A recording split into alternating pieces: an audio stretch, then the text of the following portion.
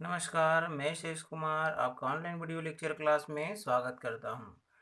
आज हम भिन्न के प्रकार के ऊपर चर्चा करने जा रहे हैं, जिसमें देखेंगे कि भिन्न कितने प्रकार के होते हैं। पहला है उचित भिन्न। जिन भिन्नों का हर अंश से बड़ा होता है उसे उचित भिन्न कहते हैं। देखते हैं कि जिन भिन्नों का हर अंश से बड़ा होता है, अर्थात हर बड़ा होता है अंश से। जैसे मैं 1/2 लिखा हूँ, यहाँ अंश है ये, और ये 2 जो है हर है और 1 जो है अंश है। तो यहाँ हर बड़ा है अंश से, तो ये कौन सा भिन्न है? उचित भिन्न है। एक दूसरा उदाहरण देखते हैं, 3/4। यहाँ अंश बड़ा हर बड़ा है और अंश क्या है? छोटा है। तीसरा उदाहरण देखते हैं, 7/9। यहाँ भी देखते हैं हर क्या है? बड़ा है अंश से। तो उचित भिन्न क्या है? जिन भिन्नों का हर अंश से बड़ा होता है, अर्थात ये जो हर है वह अंश से बड़ा होना चाहिए। जैसे 7/9 है तो 9 बड़ा है, हर बड़ा है, इसलिए उचित भिन्न है। 3/4 हर बड़ा है, इसलिए उचित भिन्न है। 1/2 हर बड़ा है, अर्थात उचित भिन्न है। तो उचित भिन्न क्या होता है समझ गए। अब दूसरा देखते हैं, अनुचित भिन्न या विषम भिन्न। जिन भिन्नों का हर अंश से छोटा होता है अनुचित या विषम भिन्न कहलाता है। इसका उदाहरण देखते हैं। पहला 3/2। इसमें जो हर है और ये अंश, हर क्या होता है? छोटा होता है। किससे? अंश से। अंश जहाँ 3 है यहाँ हर 2 है, तो अंश बड़ा है, 2 छोटा है। इसमें परिभाषा में है, जिन भिन्नों का हर अंश से छोटा होता है, अंश से छोटा होता है वह अनुचित या विषम भिन्न है। दूसरा उदाहरण लेते हैं, 6/5। यहाँ भी देखते हैं कि अंश बड़ा है, हर छोटा है, तो जिस भिन्न का हर अंश से छोटा होता है वह अनुचित भिन्न कहलाता है। तीसरा उदाहरण ले लेते हैं, 7/2। 2 हर छोटा है, अंश 7 बड़ा है, तो ये भी कौन सा भिन्न है? अनुचित या विषम भिन्न है। तीसरा भिन्न देखते हैं, मिश्र भिन्न। जब अनुचित या विषम भिन्न को एक पूर्ण और एक भाग के रूप में लिखा जाता है तो इसे मिश्र भिन्न कहते हैं। उदाहरण के रूप में समझते हैं जैसे 2/1/3। इसको क्या पढ़ते हैं? 2/1/3 या 2/1/3। इसमें परिभाषा में लिखा है कि जब अनुचित या विषम भिन्न को एक पूर्ण और एक भाग के रूप में लिखा जाता है तो ये मिश्र भिन्न कहलाता है। जैसे 7/3, ये कौन सा भिन्न है? अनुचित या विषम भिन्न है, क्योंकि इसका हर छोटा है, अंश बड़ा है। 7/3 को जब हम 2/1/3 लिख दिए तो ये कौन सा भिन्न कहलाया? मिश्र भिन्न कहलाया। जिसमें 2 क्या है? एक पूर्ण संख्या है। 2 क्या है? एक पूर्ण संख्या है।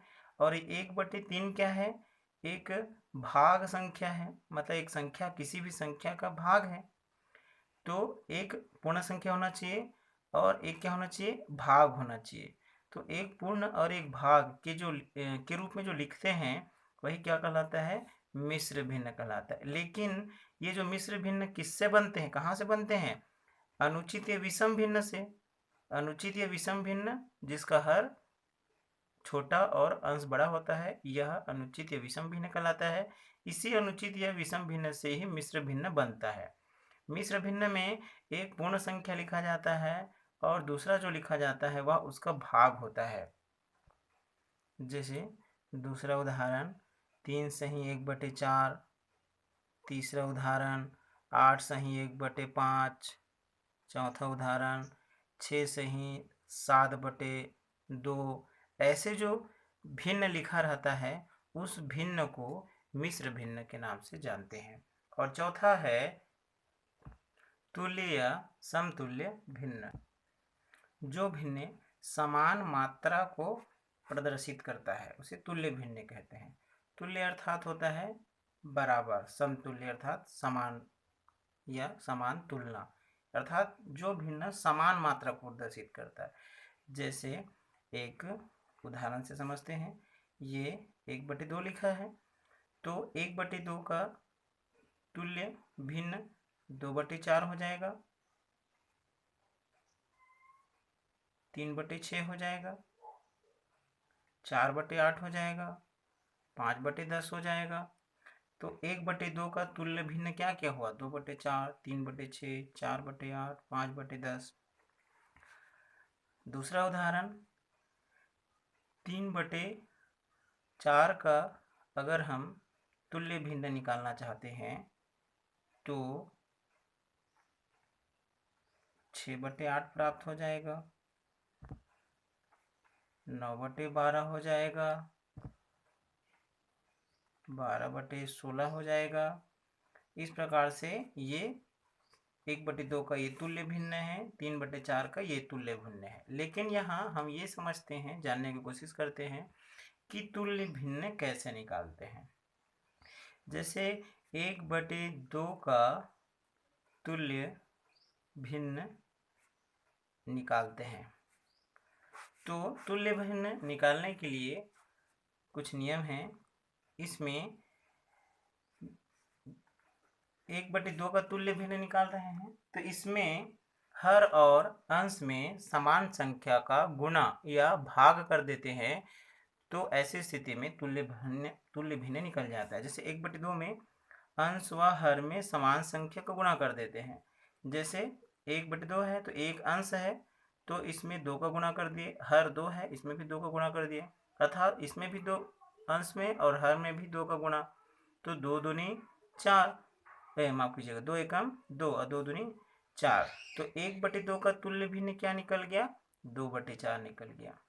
अब मान लो जाए 1/2 में ऊपर भी 3 से गुणा, नीचे भी 3 से, हर में भी 3 से गुणा, अंश में भी 3 से गुणा करते हैं तो क्या हो जाएगा? 3 एकम 3 और 3 दूनी 6। अगर 1/2 को और तुल्य भिन्न निकालते हैं, अगर 5 से गुणा करते हैं ऊपर और नीचे, अंश और हर में, तो 5 एकम 5 और 5 दूनी 10। तो 1/2 का तुल्य भिन्न 2/4, 3/6, 5/4 और बहुत सारे इसके निकल सकते हैं। किसी भी संख्या का अंश और हर में गुणा कर देंगे। जैसे 4 से अंश और हर में किए, 4 एकम 4, 4 दूनी 8। और अगर 7 से करना चाहते हैं तो 7 एकम 7, 7 दूनी 14। तो तुल्य भिन्न कैसे प्राप्त करते हैं? किसी भी संख्या में किसी भी भिन्न के अंश व हर में समान संख्या से गुणा कर देते हैं तो उसका तुल्य भिन्न निकल जाता है। और भाग करने से भी तुल्य भिन्न निकल जाता है। किसी भी भिन्न में समान संख्या का भाग करते हैं। जैसे 1/2 में ही देखते हैं, 1/2 में हम भाग कर देते हैं किसका? 2/2 का, अर्थात हम यहाँ किए हैं अंश और हर में 2-2 से गुणा किए हैं, यहाँ 3-3 से, यहाँ 5-5 से,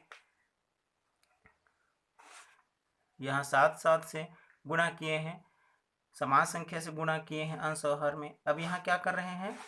अंश और हर में समान संख्या से भाग दे रहे हैं, तब भी 1/2 का क्या तुल्य भिन्न निकलता है, इसको देखते हैं।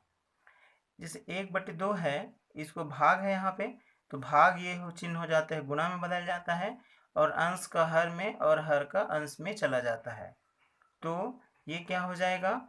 ये इसका जो अंश है वो हर में चला जाएगा, हर जो है अंश में चला जाएगा। तो चूंकि दोनों एक समान है तो इसलिए 2/2 ही होगा।